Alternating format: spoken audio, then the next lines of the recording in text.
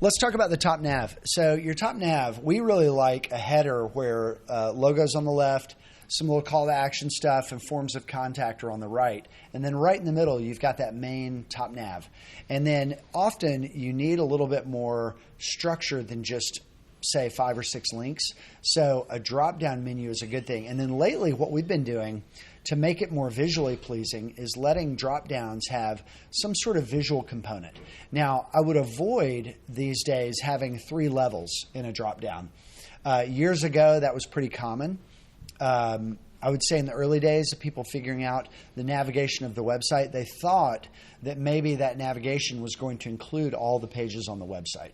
And that's really not the case. What the top nav needs to be is give enough real estate and weight to the most important things. Yep. So typically for any kind of services website or any kind of patient-oriented medical website, like if you look at a website like VanguardDermatology.com, you'll see things that are simple and clear, and where it's needed, there'll be drop-down menus. And in this case of this site, I'm looking at Chris's screen here, we have a little arrow pointed down to let you know and give you a little visual cue, and clue that there is more under there.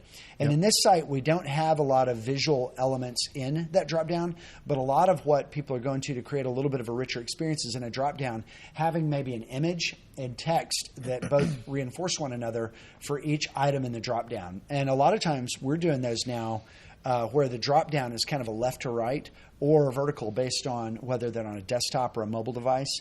But you don't want to overthink this. If you have more than 20 things or 30 things people can do in the entire top nav with all the drop-downs, that's probably too many.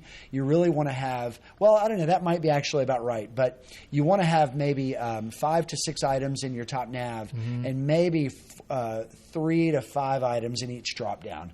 So that that could top out at 30. And but you've yeah, got that's 4 stickies here, 4 kind of stickies at the very top. Yeah, and that's how like we're cheating in kind of a little super nav above that is like, hey, if you absolutely have to come here to go to the same place over and over to get medical records or a payment button, payment is a big one. You can work that in as either a sticky tab set.